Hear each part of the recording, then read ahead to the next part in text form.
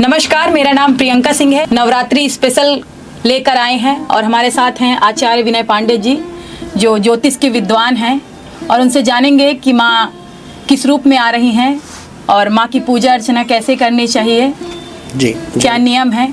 जी, जय माता दी। जी प्रियंका जी, आपने बहुत ही उत्तम सवाल किया है। माँ भगवती की आराधना करने के लिए सभी भक्तों को नियम पूर्वक शुद्ध आचरण के साथ पवित्र अवस्था में माँ भगवती की आराधना करनी चाहिए, जिससे हमारे जीवन में जो भी समस्याएं जुड़ी हैं उससे हमें निजात मिले और हमारे जीवन में माँ भगवती की कृपा हो जी। और प्रथम 22 तारीख से जो नवदुर्गा प्रारंभ हो रहा है, माँ भगवती की विशेष कृपा सभी भक्तों पर होगी। इस प्रकार से जो कुंडलियों में जिनकी कुंडलियों में विशेष समस्याएं हैं, जैसे गुरु चांडाल दोष, गुरु से समस्या विशेष रूप से है, उनको शतचंडी, नौचंडी, सहस्त्रचंडी, शतचंडी जैसे पाठ कराना चाहिए। इस प्रकार से सभी भक्तों को ये करना चाहिए, माँ भगवती के विशेष रूप से पूजन करें और करना भी चाहिए, जिससे हमारे जीवन में विशेष जो भी समस्याएं हैं उनसे निजात मिले। तो आजकल वैवाहिक जीवन, हस्बैंड वाइफ दोनों जॉब करते हैं, तो अगर ये नियम, माता के नियम मैंने सुना है बहुत कठिन होता है, बहुत पवित्रता के साथ किया जाता है, तो ये कैसे हो पाए? कुछ ऐसा नियम बताइए कि। जी जी, आपने बहुत ही उत्तम सवाल किया है। जीवन में कुपुत्रो जायेत क्वचिदिपि कुमाता न भवति।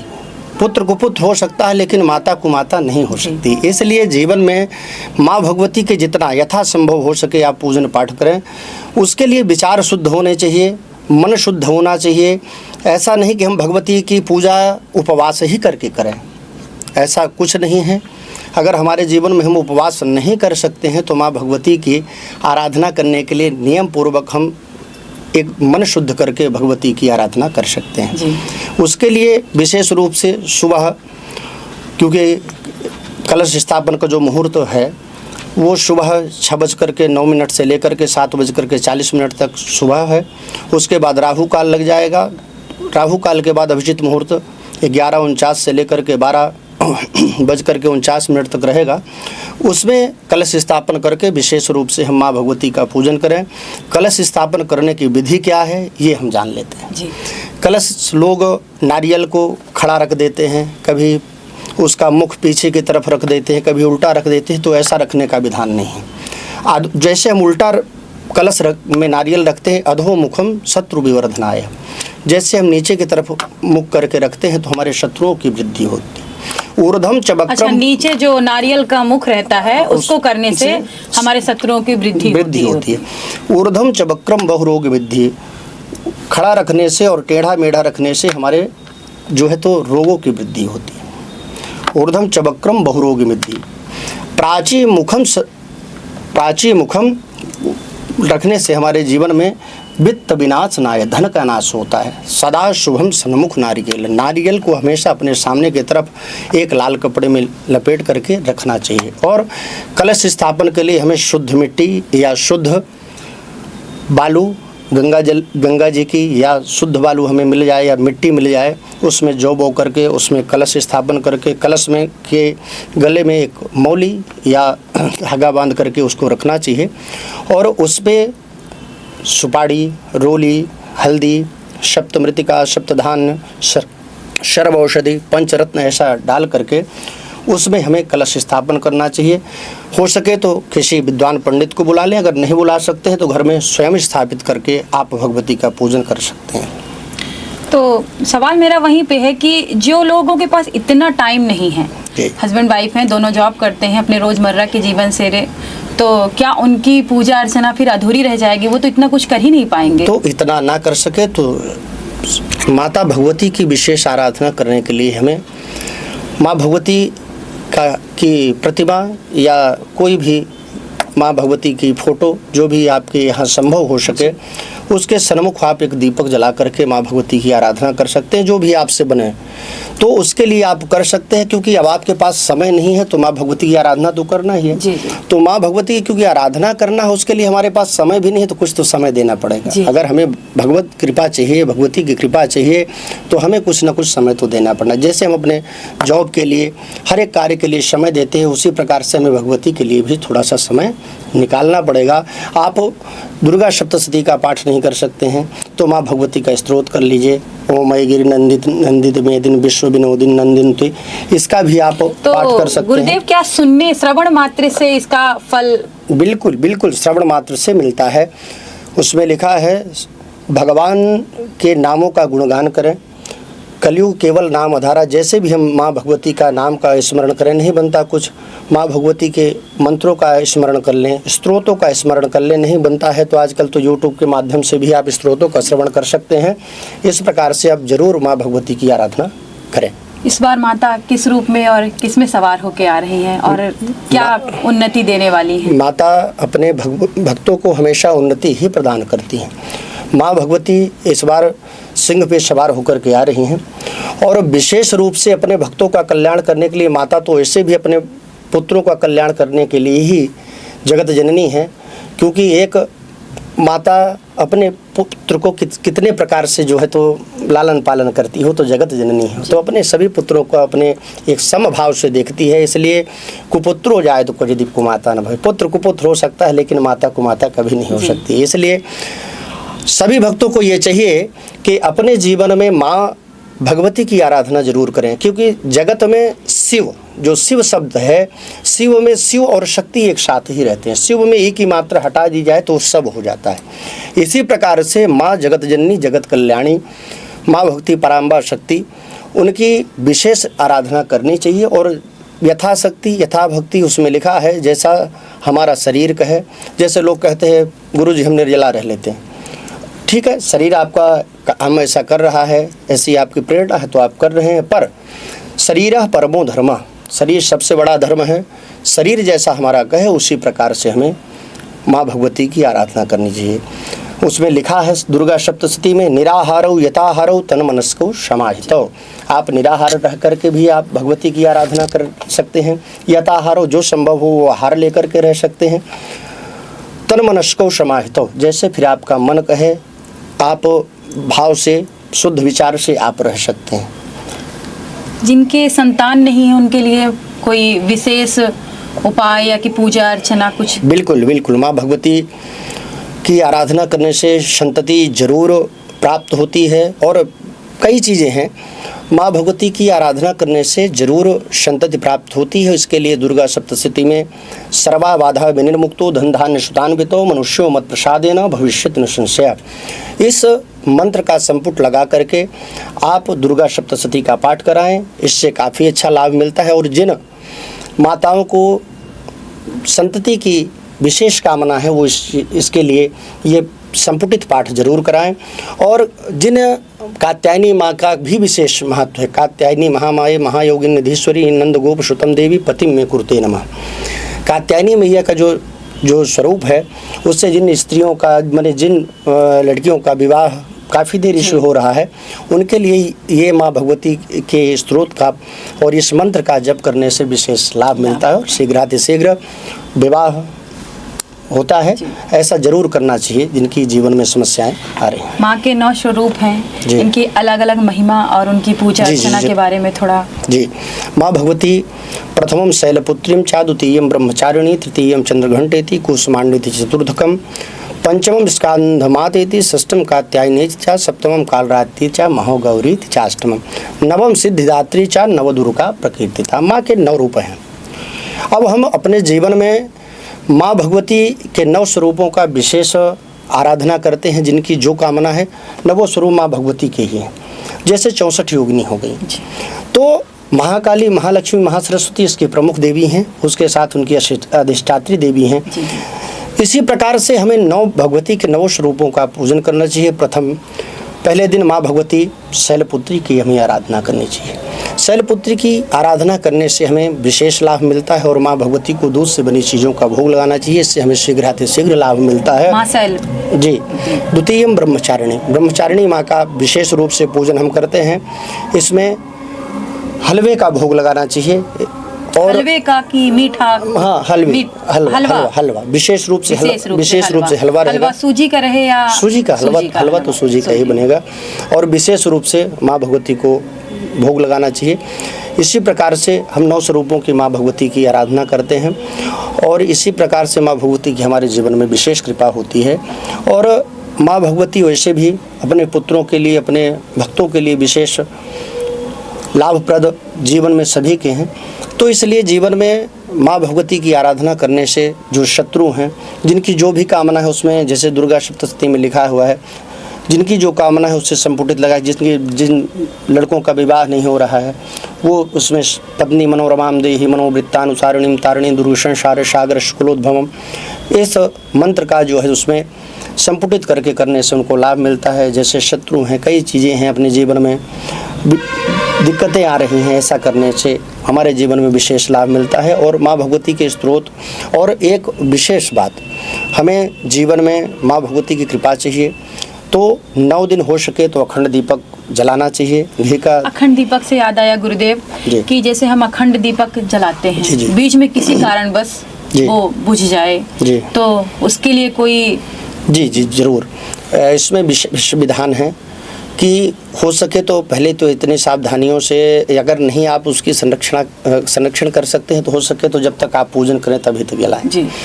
पर किन्हीं कारणों से दीपक बुझ जाता है तो उसके लिए एक विधान है, या तो विष्णु सहस्त्र नाम का पाठ कराएं या कराएं, मतलब या पुरोहित बुला के या कि स्वयं करें। अच्छा, तो इससे जो है तो हमें दोष नहीं लगता। या तो फिर हम अखंड दीपक जलाएं तो उसमें जरूर दीपक का फिर ध्यान रखना चाहिए। इसका मतलब ये नहीं तो यावत पूजा करिष्यामि तावत तुम स्वस्थरो भव, जब तक हम पूजन करें तब तक उसका, जैसे अब कि आज के इस ज़माने में किसी के पास टाइम नहीं है तो अखंड दीपक जलाने के लिए उसके हमें रक्षण तो करना पड़ेगा। तो रक्षण करने के लिए हमें उस पर ध्यान देना पड़ेगा। अभी आपने जैसे कहा कि लोगों के पास समय का बहुत अभाव, लेकिन पूजन करने का विचार भी है, मन भी है, तो हम कैसे करें। तो माँ भगवती की आराधना करने के लिए हमें जो भी यथासंभव हो सके तो हमें माँ भगवती का पूजन करना चाहिए।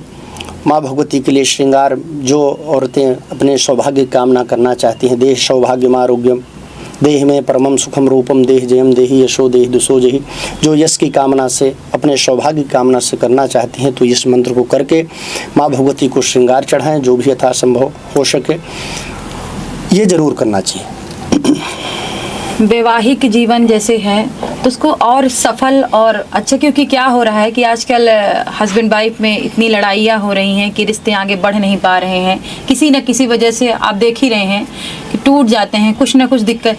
तो किस रूप में माता की, कौन से रूप की पूजा अर्चना हमें करनी चाहिए और कैसे उस नियम का पालन करना चाहिए जी। इसके लिए विशेषकर माँ कात्यायनी की पूजा करनी चाहिए। सभी माँ कात्यायनी जी, सभी स्त्रियों को अपने सौभाग्य की कामना के लिए माँ कात्यायनी की पूजा करनी चाहिए। इससे जीवन में जो भी जुड़ी समस्याएं हैं उनको निजात मिलेगा। और जीवन में देखिए सुख और दुख दोनों आते रहते हैं, पर आजकल की समस्याएं बहुत ज़्यादा विकट हो रही हैं। जैसे मैं भी चैनल में भी जुड़ा हूँ एस्ट्रोसेज में जी, मैं एस्ट्रोलॉजर के रूप में उसमें हूँ, तो मेरे पास कई सवाल लाइव में बैठते हैं तो कई सवाल आते हैं, गुरुजी ऐसी ऐसी समस्याएं हैं, गुरुजी मेरा तलाक हो रहा है, गुरुजी ऐसी ऐसी समस्याएं हैं। तो हम ऐसा जीवन में इसलिए हो रहा है कि जीवन में आज के समय पर लोगों की मानसिकता के साथ साथ हमें माँ भगवती, और लोग देखते हैं आज के डेट में लोग मॉडर्न बनने की ज़्यादा प्रयास करते हैं। तो कहीं ना कहीं आप भी ये मानते हैं कि मॉडर्न बनने की वजह से ये सारी चीजें बिल्कुल अगर जीवन में सामंजस्यता नहीं है तो कहीं ना कहीं समस्याएं आएंगी। और समस्याएं आज के डेट में मैं जो कुंडली देख रहा हूँ तो बहुत से लोग कुंडली में शुक्र दोष है, बहुत से लोग कुंडली मांगलिक दोष है, कह रहे मैं गुरुजी ये नहीं मानता, ऐसा है वैसा है। तो क्योंकि कुंडलियों में ऐसा है, मॉडर्न के ज़माने में ऐसा, फिर बाद में जब ऐसा हो जाता है तो गुरुजी ऐसा ऐसा हो गया मेरे साथ। तो इसलिए आप कोशिश करिए कि जीवन में कुंडली मिला करके या कुंडली का चयन किसी अच्छे ज्योतिषाचार्य से करवा करके अगर आप विवाह करते हैं तो ज़्यादा जीवन में अच्छा रहेगा। गुरुदेव, कुछ लोग ऐसे भी हैं जिन्हें अपने इष्ट देवता इष्ट देवी के बारे में नहीं पता है। जी जी। और हिंदू धर्म में इष्ट देवता और इष्ट देवी का बहुत विशेष महत्व होता है। जी। तो इसके लिए जी, ये कुल परंपरा में आपके देवी, कुल देवी और कुल देवता आपके कौन से हैं? ये आपके पूर्वज ही आपको बता पाते हैं और कुंडली में हमें मिल जाते हैं। जैसे कुंडली में हमारे कौन से इष्ट हैं, ये हम इष्ट तो ठीक है, हम जी। जिन्हें अपना आराध्य मान लिए जी, जी। वो हमारे इष्ट हो गए। जी, जी। लेकिन कुल देवी तो एक ही होती हैं, जी, वो जी। जो परंपरागत चली आती जी, है। वो आपकी कुलदेवी जहाँ आप की उत्पत्ति हुई, जहाँ से आपका वंशज चला, वहीं आपकी कुलदेवियाँ होंगी। जो आपका परंपरागत जो आपका गांव होगा, वहाँ पर कुलदेवी होती ही होती हैं। और इसीलिए जब हम पूजा कोई आचार्य कराता है, स्थान देवताभ्यो नमः, जो स्थान के देवता हैं, कुल देवताभ्यो नमः, जो कुल के आप देवता हैं, तो इस प्रकार से हम उनको नमस्कार करते हैं जैसे कोई नहीं जानता। बहुत से लोग हैं, इसीलिए उसमें जब हम पूजन करवाते हैं तो उसमें कुल देवी देवताओं का पूजन करते हैं षोडश मातृका के स्वरूप। सुमिरन कर लेने मात्र से। बिल्कुल, क्योंकि हाँ। लोग आजकल वहाँ तक पहुँच नहीं पाते हैं, तो उसमें लिखा है स्मरण करने मात्र से ही। अगर हो सके तो कुल देवियों का नवरात्रि में जाकर के भी पूजन करना चाहिए। उससे कहते हैं ना, कुल देवियों का इनके जीवन में समस्याएं चल रही हैं, तो कुल देवियों का विशेष रूप से पूजन करना चाहिए। इससे हमें विशेष लाभ प्राप्त होता है। माता शारदा के बारे में जी कुछ? जी, माँ भगवती आप तो देख ही रहे, त्रिकूट पर्वत पे स्थापित है और सभी भक्तों का कल्याण करती हैं। और विशेष रूप से उन्हीं की कृपा, सभी जो खंडपीठ हैं, माँ भगवती का विशेष स्वरूप स्थापित है और उनकी कृपा तो सभी भक्तों पर है ही। और सब भक्तों को उनकी आराधना करनी चाहिए, मैं तो यही कहूँगा। और उनकी कृपा तो विशेष रूप से सभी भक्तों पर है। ज्योतिषी को ले ज्योतिष जी। जो आपके लिए, आप जिसके विद्वान हैं, जी, जी। ज्योतिष के लिए क्या ज्योतिष में जैसे हाथों की लकीरों में जो चीजें होती हैं, जी, वो चीजें पूजा और इन सब चीजों से हटती हैं, कटती हैं? बिल्कुल बिल्कुल, ऐसा नहीं होता तो लोग पूजन क्यों कराते हैं? पुण्यानाम जन्मानाम जागृति इति पूजा, ये पूजन आप नहीं करते हैं। भाग्योदयन बहुजन्म स्मृतितेन, ऐसा शास्त्रों में वर्णन है कि पुण्यानाम जन्मानाम जागृति इति पूजा। जब जन्म जन्मांतर के पुण्य उदय होते हैं, तब कहीं जा कर के आपके मन में उत्कंठा होती है कि हम पूजन करें। बाकी आप देख लीजिए, बहुत से लोग बहुत धन कमाते हैं, लेकिन भगवान की कृपा नहीं, वो पूजन नहीं करते, दूसरे कार्यों पर लगे रहते हैं। क्योंकि तो इसमें तो ये भी बताया जा रहा है कि जब पितृदोष होता है तो चाहे घर का पूरा सदस्य पैसे लाए या कि सबकी अर्निंग हो, जी, जी। फिर भी पैसे बचते नहीं घर में। बिल्कुल बिल्कुल, काल सर्पदोष, पितृदोष, जीवन में अगर पितृदोष लग गया, क्योंकि आजकल की जो व्यवस्थाएं हैं, लोग मॉडर्न बनने के चक्कर में ना तो पिंडदान करते हैं, न पितृ पक्ष में पितृ का पूजन करते हैं। देखिए, जीवन में हमें सबकी ज़रूरत है। जैसे हम लोग साधारण रूप में देखें तो हमें अपने जीवन की हर एक चीज़ों की व्यवस्थाएं चल रही हैं, उसी प्रकार से हमारे जीवन में जितनी भी जुड़ी चीज़ें हैं, उनके लिए हमें कुछ न कुछ करना चाहिए। जैसे हमारे पितृ हैं, देवताओं के, जैसे माँ भगवती की कल से आराधना प्रारंभ हो जाएगी, तो हम सब लोग माँ भगवती की आराधना करेंगे। तो उसी प्रकार से 15 दिन के लिए हमारे लिए पितृ देवता आते हैं जी। तो हमें 15 दिन पितृ देवताओं की पूजन करना चाहिए। जैसे जो लोग नहीं करते हैं, उनके कुंडली में पितृदोष लग गया, और पितृदोष लगने से कई चीज़ें प्रभावित होती हैं। पहली बात जो कहते हैं, आजकल संततियों में प्रॉब्लम आ रही है। घर में सब कुछ होते हुए भी परेशानियां बनी हुई हैं, सब कुछ है, धन आ रहा है, व्यवस्थाएं आ रही हैं, फिर भी लोग परेशान हैं। काल सर्पदोष कुंडली में आ गया।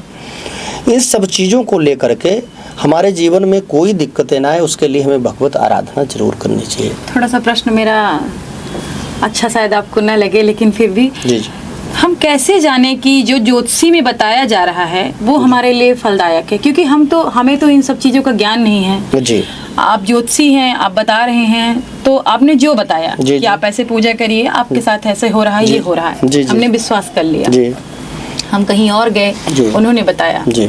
तो उसके लिए क्या निवारण है?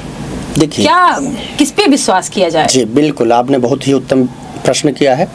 देखिए, हमारे जीवन में जो भी चीज़ें हैं, आपने कहा कि मैं किस पर बिलीव करूं, किस पर विश्वास किया करें? जाए? जी बिल्कुल बिल्कुल, तो हम विश्वास किस पर करें? देखिए, ग्रह जो है वो बोलते हैं, जैसे कुंडलियों में 27 नक्षत्र, 12 राशियां, 9 ग्रह, योग, करण, ये सब चीज़ें हमारे जीवन में महत्वपूर्ण है।